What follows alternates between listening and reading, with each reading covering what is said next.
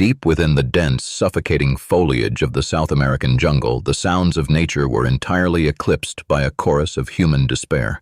It was November 18, 1978, and a profound, unimaginable horror was unfolding under the corrugated tin roof of an open-air pavilion. Mothers clutched their infants, not in the warm embrace of comfort, but in the frantic, terrified grip of finality. A metallic vat sat at the center of the gathering, its sweet-smelling contents masking a lethal dose of cyanide. This was not a sudden, unforeseen catastrophe. It was the meticulously orchestrated climax of a long, deliberate campaign of psychological subjugation. Over 900 people were about to die, betrayed by the very man they had trusted with their lives, their fortunes, and their most sacred hopes for a better world. The architect of this nightmare stood before them, his voice crackling through a public address system, urging them toward an abyss from which there was no return. He called it an act of revolutionary suicide, a final, defiant stand against a hostile world. But the reality was far more sinister. It was a mass execution, the ultimate theft of agency by a predator who demanded absolute devotion and repaid it with absolute destruction. To understand the sheer magnitude of this slaughter, one must look back at the origins of the People's Temple and the magnetic, terrifying charisma of Jim Jones. Years earlier, in the sunlit valleys of California, Jones had positioned himself as a champion of the marginalized, a fiery preacher who offered a vision of a utopian socialist paradise. He spoke with a righteous fury against racism, poverty, and systemic injustice. For those who felt invisible, discarded, or crushed by the weight of societal inequality, his words were a beacon in the dark. He did not merely offer a congregation. He offered a family, a sanctuary where all were promised equality and purpose. The initial draw was powerful precisely because it preyed upon the best of human intentions. The followers who flocked to the People's Temple were not seeking a cult of personality. They were searching for community and tangible social change. Jones expertly weaponized this noble desire. He employed a tactic often referred to as love bombing, an overwhelming flood of affection, validation, and attention designed to lower a recruit's defenses. New members were made to feel uniquely seen and fiercely protected, creating a profound emotional debt that would soon be exploited to devastating effect. Once the emotional hook was set, the process of systematic isolation began. The warmth of the community slowly morphed into an invisible cage. Followers were encouraged and eventually coerced into severing ties with family members and friends outside the church. The outside world was painted as hostile, corrupt, and inherently dangerous.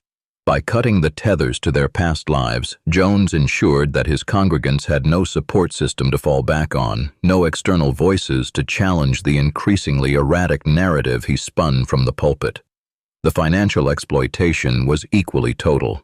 Members were pressured to sign over their homes, their life savings, and their paychecks to the church. They labored tirelessly for the organization, their exhaustion celebrated as a measure of their devotion. This was not merely about amassing wealth for the leader, it was a calculated strategy to strip individuals of their autonomy. Without money, without outside relationships, and without the energy to question their circumstances, the congregation became entirely dependent on the very man who was quietly dismantling their freedom.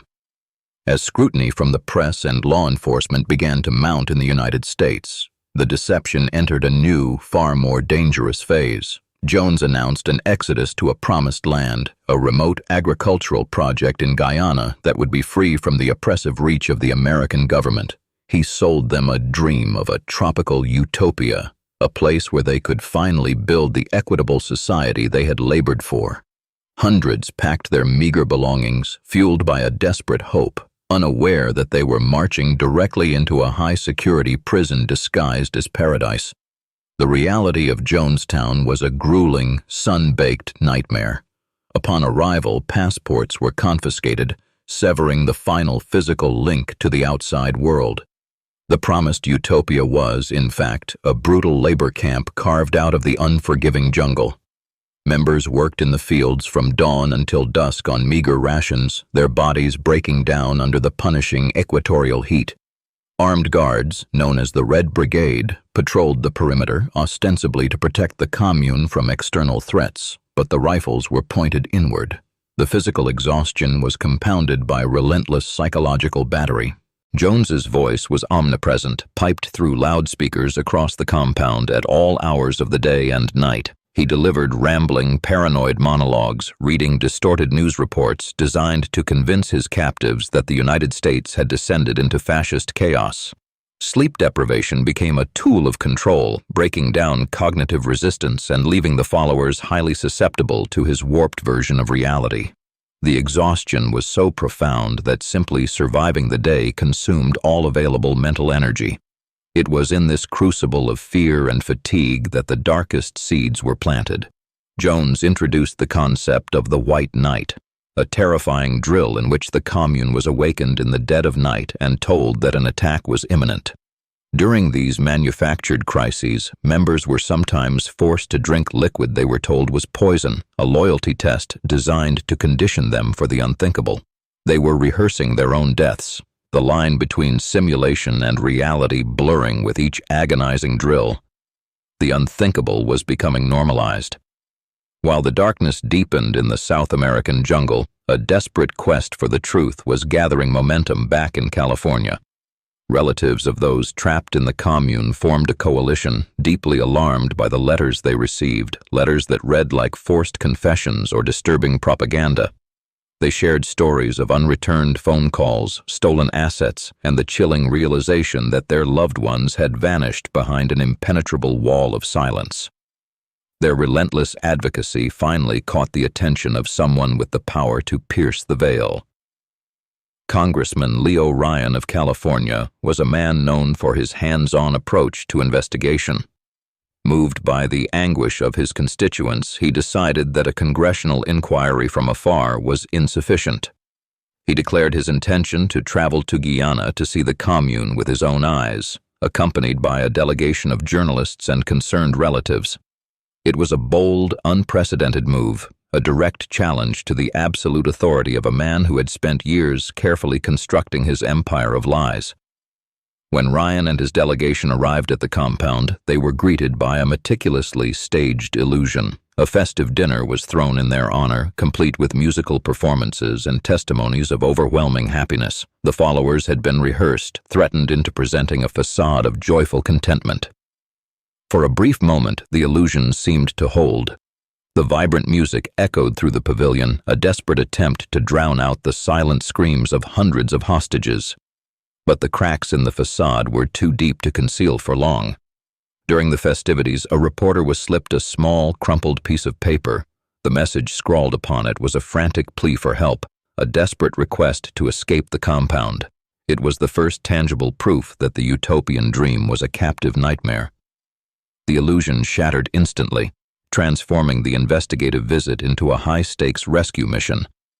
The quiet desperation of the followers had finally found a crack in the armor.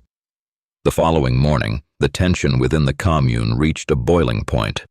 As Congressman Ryan prepared to leave, several families bravely stepped forward, declaring their intention to defect and return to the United States.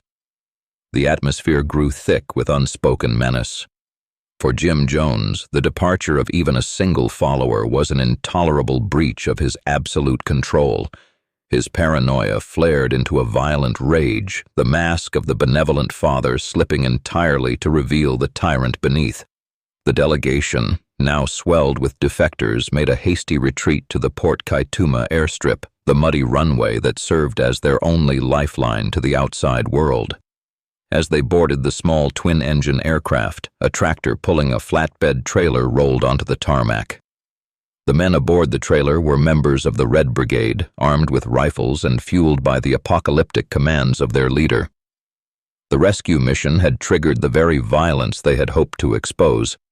The gunfire erupted with sudden, devastating ferocity. The attackers fired indiscriminately into the crowd of unarmed civilians, reporters, and the congressman. In the muddy grass of the airstrip, Leo Ryan was assassinated, becoming the first and only member of the United States Congress to be murdered in the line of duty. Several journalists and defectors were also killed, their bodies left bleeding on the tarmac. The Rubicon had been crossed. The violence that had always simmered beneath the surface of the People's Temple had finally exploded into the open. Back at the compound, the news of the airstrip massacre sealed the fate of everyone remaining. Jones summoned the congregation to the central pavilion for the final time. He lied to them, claiming that the congressman's plane was about to be shot out of the sky and that the Guyanese military would soon parachute into the jungle to torture and kill their children. He painted a picture of inevitable, brutal destruction from the outside, presenting his deadly solution as an act of mercy. The ultimate betrayal was framed as a final embrace. The vat of fruit punch laced with cyanide and sedatives was brought forward. This was the moment where the years of psychological conditioning, the exhaustion, and the absolute isolation culminated in a horrific, impossible choice. The followers were told that they were committing a revolutionary act, but the reality was a stark, terrifying coercion. To refuse was to face the armed guards encircling the pavilion. The illusion of choice was the final, cruelest manipulation.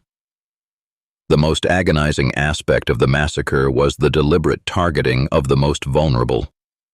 The infants and children were the first to die, the poison administered into their mouths with syringes by the very adults who were supposed to protect them.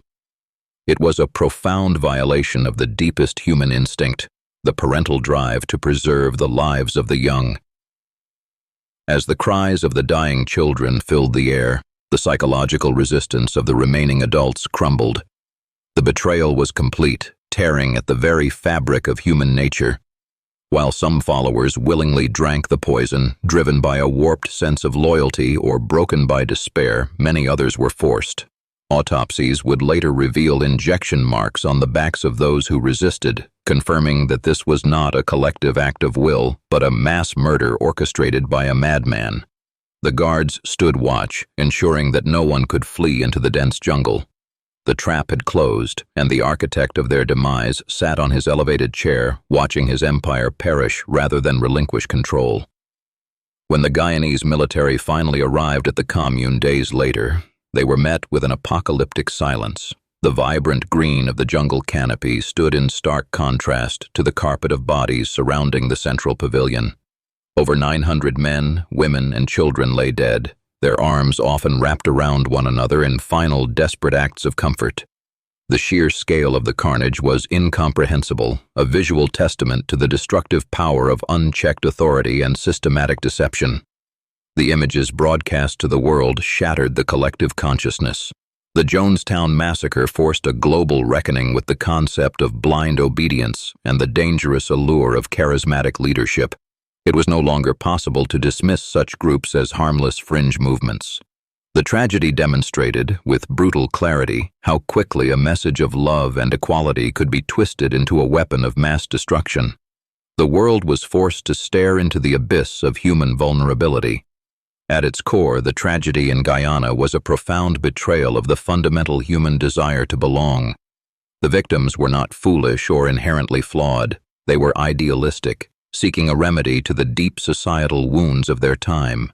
The betrayer exploited their empathy, their desire for justice, and their willingness to sacrifice for a greater good. He took their highest aspirations and poisoned them, turning their trust into the very instrument of their execution. The legacy of this event permanently altered the cultural lexicon. The word cult was stripped of its sociological ambiguity and became synonymous with psychological captivity and lethal danger. The mechanics of deception, the isolation, the financial ruin, the sleep deprivation, the slow erosion of critical thought were laid bare for the world to analyze. It served as a grim textbook on how to dismantle a human mind, a cautionary tale that resonates through every subsequent generation. For the few survivors who managed to escape into the jungle, or who were away from the compound that day, the path forward was fraught with unimaginable grief and the heavy burden of survival. They were left to navigate a world that often viewed them with suspicion or morbid curiosity, struggling to rebuild lives from the ashes of total betrayal. Their pursuit of justice was not found in a courtroom, but in the painful, lifelong process of reclaiming their own minds and bearing witness to the truth of what they had endured. The story of the People's Temple remains one of the darkest chapters in modern history, a stark reminder of the fragility of human autonomy. The true horror of that day in 1978 was not just the lethal concoction in the vat, but the years of invisible poison that preceded it. It was the systematic dismantling of trust, the weaponization of hope, and the terrifying realization that the most dangerous predators do not hunt with fangs, but with the promise of salvation.